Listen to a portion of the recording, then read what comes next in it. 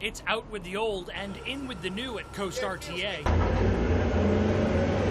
From the boardroom to the streets of Horry and Georgetown counties, there's new bosses, buses, and a unanimously agreed upon $1 million budget. The board of Coast RTA deserves the credit.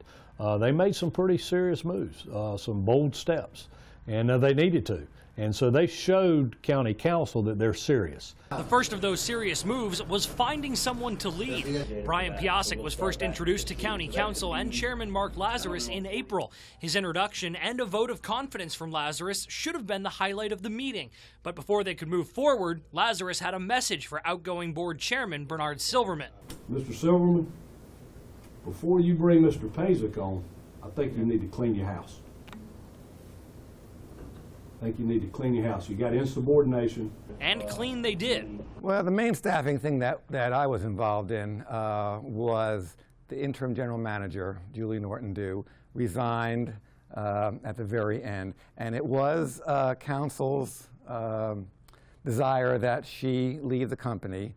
I was probably the last person on board with that. COO Felicia Beatty also resigned. Lazarus says there was no direct request from council for those two to go, but did say it was probably implied. She did it for Coast. She knew what had to happen. And now I look back, and it's not very far back, but I agree with council. You know, Julie and others in that administration had to leave and let Brian, you know, take over the reins and be his own general manager. It's been a busy first 2 months at the reins for Piasek. Since coming on board, he's ordered 10 new buses, 5 of which are already in service. He's also brought in a new maintenance director to keep the fleet rolling. I don't think there's really been any wrongdoing of any ilk whatsoever.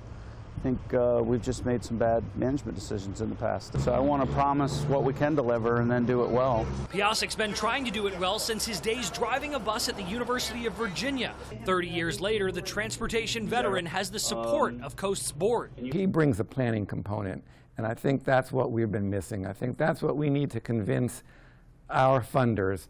Piasek is also winning over County Council. At the same meeting back in April, he said he'd like to move Coast RTA's headquarters east of the waterway. Every bus that leaves this lot behind me takes about an hour, 45 minutes to get to the beach. At the time, it was an idea that didn't sit well with Lazarus, but now... Well, Brian's selling me on it, and we said, you're a planner, Brian. Show us the plan. Show us the dollars where it makes sense. Well, he's already come up of a $250,000 savings to Coast RTA from maintenance and fuel that it would save by having a facility on the east side of the waterway. But what does that mean for the current facility here in Conway? Piasek stressed they do want to have a presence here, adding this could become a park and ride facility. In Conway, Jack Lamson, ABC 15 News.